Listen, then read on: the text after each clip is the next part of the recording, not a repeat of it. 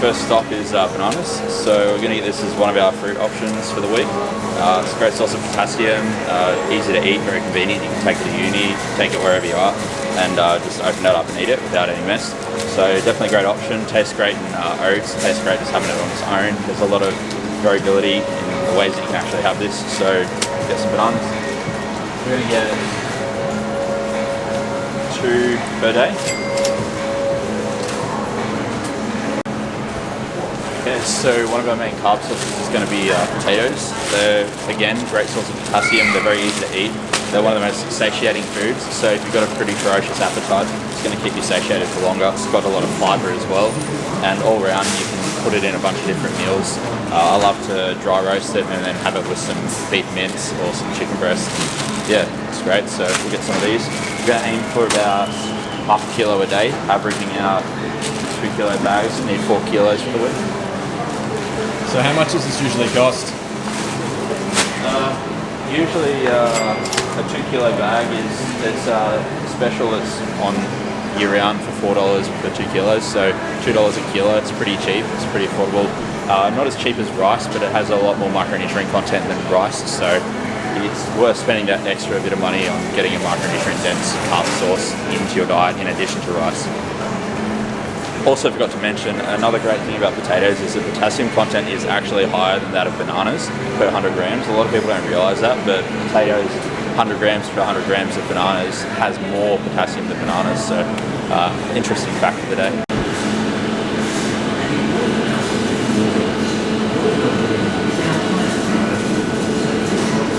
Right, so we just got 3 kilos of beef mince for the week. It's a little bit less than what we'll need for the entire week. We're going to aim for about half a kilo a day, which is a lot of beef mince. But mind you, we're trying to get a lot of calories in. This is going to be more calorific than, say, chicken breast or even the chicken thigh for that matter. And it's got a lot of zinc and iron in it too. Not as much as, say, kangaroo or another game meat, but it still has a lot more comparative to white meat. So we opted for a red meat here. Alright, so when it comes to oats, a lot of people get lost. Obviously, because there's so many options. You've got still cut oats, you've got rolled oats, you've got quick oats, and then you've got flavoured, you've got unflavoured. The options are endless, basically. But to simplify it, steel cut oats and rolled oats are far more versatile in the sense that you can use them in things like overnight oats and that sort of thing. A lot of recipes you can't use quick oats in because quick oats absorb water and fluids at a much greater rate. So if they're sitting overnight in the fridge, they're going to go super, super soggy by the morning and not really taste that great. And in terms of affordability, the less processed, the store brand is typically the better option. So if we go for either rolled oats or quick oats unflavoured, the store brand, that's going to be our best bang for our buck, which is what we're most concerned with today. So we're going to go with the quick, just because they digest a lot easier than rolled oats. Rolled oats tend to sit in the stomach a little bit longer and keep you satiated for longer, which isn't efficacious when it comes to getting in as many calories as possible. So we're going to go for the quick oats. A whole lot cheaper too. Yeah. Alright, moving on to cereal now. So we're still in the same aisle, but we're finally at the actual cereal section. We've got a lot of big name brands here, as you can see. You've got all your Kellogg's cereal options. You've got the Nestle Milo, all that sort of jazz. But then you've also got the store brand, and they pretty much mimic all of these big name brands in terms of the products that they have. It's just far cheaper and far more efficacious when it comes to bulking on a budget. So we're going to go with crispy rice pops, which is basically the store brand of rice bubbles. Exact same product. The macronutrient profile is pretty much identical, and it's literally like a third of the price. So we're going to get a few boxes of this for the week. Right, so when it comes to milk, there's obviously a variety of options. You can go with cow's milk, just regular dairy. But if you've got a lactose intolerance, or if you're vegan or something like that, obviously if you're vegan, you're probably not going to follow this. But when it comes to milk, most people tend to have some sort of issue digesting dairy. So I tend to opt for almond milk in my clients' nutrition plans, unless if they really love dairy and tell me that they enjoy dairy. Me personally, I'm lactose intolerant, so I'm going with this because unfortunately, even though we're bulking on a budget at the moment, I have to eat all this food at the end of the day. So we're going to choose unsweetened almond milk. This one's a store brand almond milk. If you go with one of the bigger name brands, you're going to pay double the price. This here is $2 per litre. It's ultra heat treated, so it's a long life milk, which means you can store it in your pantry for a long time and then take it out, put it in the fridge, open it and use it within 5 days. No problems there. Whereas if you get the fresh milk, even if you get the fresh almond milk or soy milk, you have to use it within 5 days of purchasing it, whereas this, you use it within 5 days of opening it. You can purchase it and leave it in the pantry for upwards of 6 months without any issues.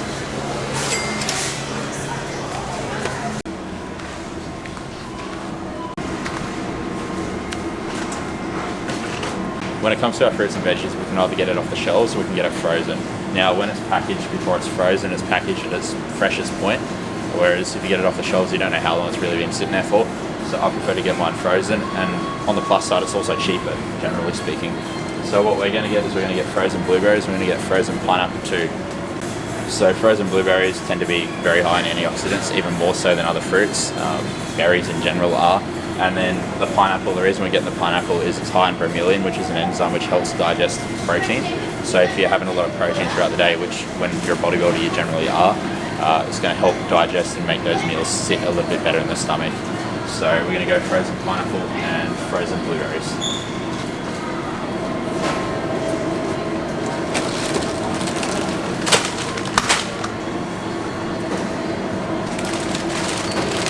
Another pro tip, if they have bigger packages that have value pack written on them, they're generally a better bang for your buck.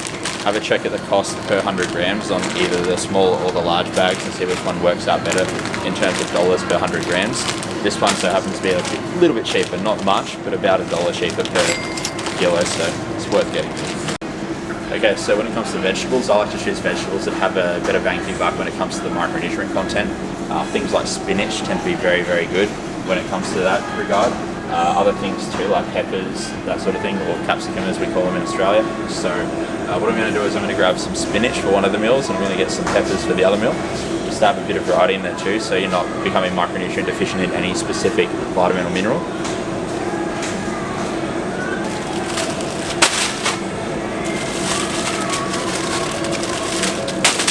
Great thing about spinach too is it's really cheap. It's very high in protein for a vegetable, and it's very, very high in fiber.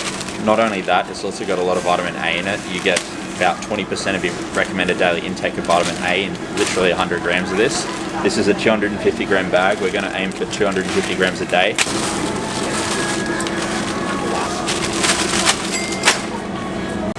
Right, so rice is going to be our second carb source for the week. There's a lot of different options here. You've got arborio rice, you've got sushi rice, white rice, you've got long grain, short grain, you've got jasmine, you've got basmati, the list goes on. But we're going to go with jasmine because it's the easiest to digest, and it's also the lowest in fiber, so it's going to be really easy to eat your next meal. And it's also the cheapest per 100 grams, so we're going to go jasmine rice. Trying to find the store brand here. Tends to be cheaper, and which it is. So this one here is 30 cents per 100 grams. If you look up here to the sushi rice, which is a more known brand, you're paying 47 cents per 100 grams. So probably a good idea to go with the store brand.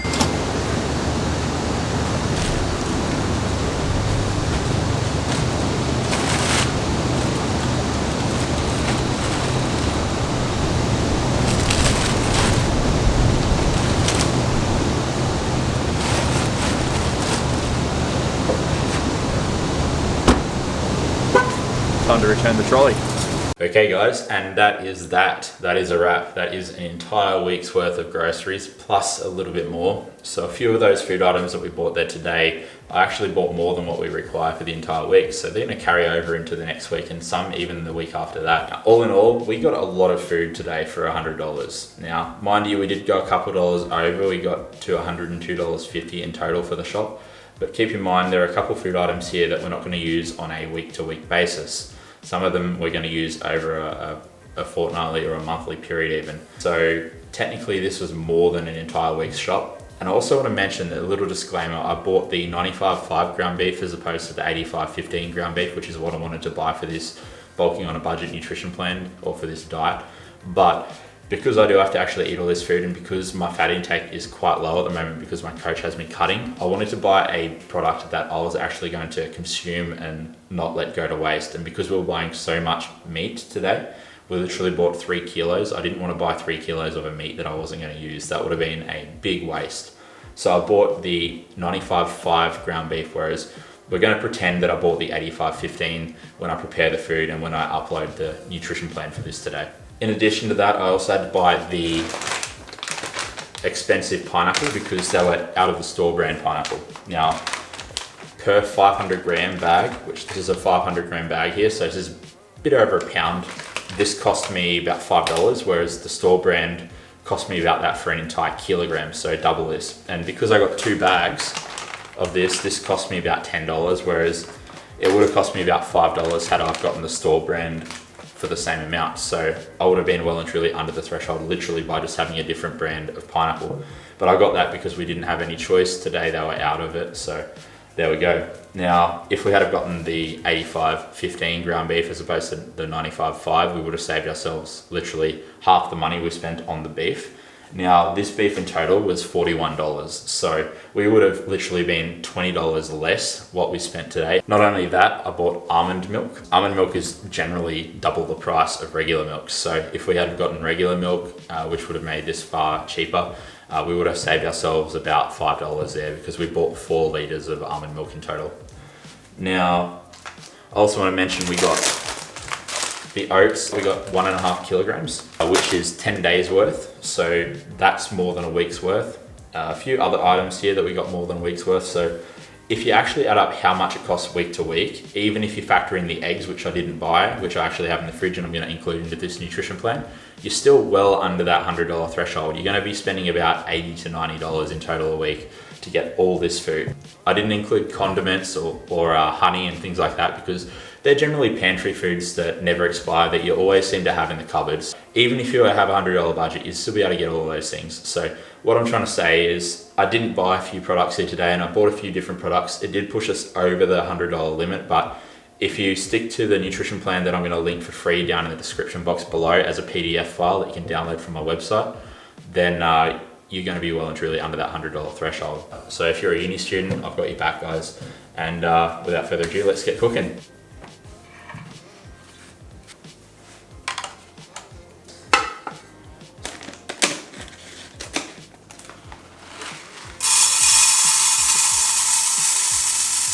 So now we have 120 grams of rice in here. We're going to add the same quantity of water. I like to do a 1-to-1 ratio of rice to water. You might like your rice a little bit dry, you might like it a little bit more moist. So we're going to add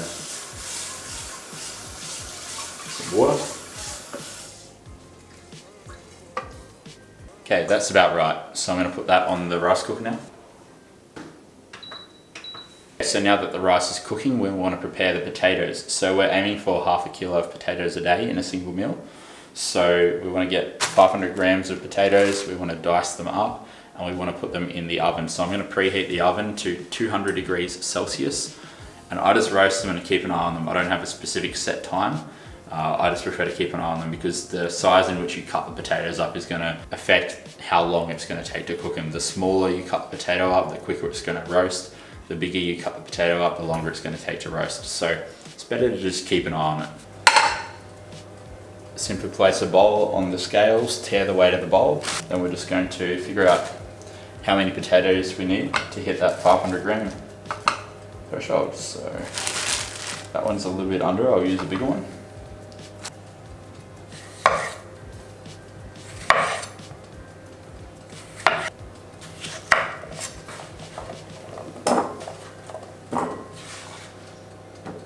Okay, so next up we're going to portion out our 2 serves of beef for the day. So we're going to have 250 grams raw weight of beef in the lunch meal and same in the dinner meal. So I've got the ground beef here, a day's worth of ground beef. So we've got a little bit over a pound here, which is 500 grams. Now, what I like to do with the remaining of the ground beef is I like to divvy it up and portion it up into 250 or even 500 gram bags. Just makes it a little bit easier when you're waiting for the meat to defrost, because if you just put the big ass bag of 3 kilos of beef in the freezer and you try to defrost that, it's going to take ages. Whereas if you try to defrost the 250 or even a 500 gram bag, it's going to take far less time. It's going to be considerably quicker.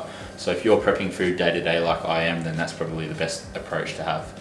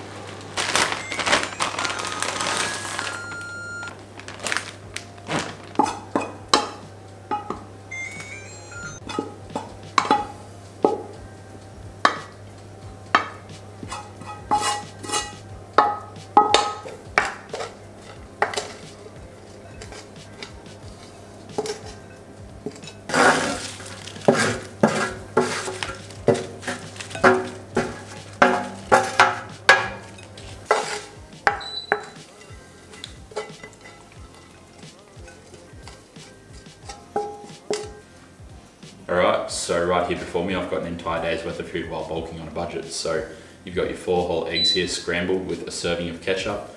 You've got your 150 grams of oats with an entire banana sliced. You've got 30 grams of honey in there and also a tablespoon of peanut butter. You've got 150 ml of almond milk in there too, just to mix it all through. And you've got your ground beef with rice and capsicum or peppers. You've got your ground beef with potatoes and spinach.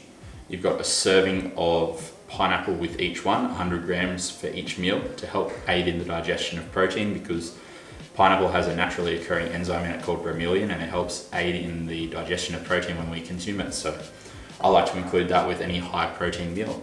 Then you've also got your post-workout meal, which is 100 grams of rice bubbles or puffed rice cereal.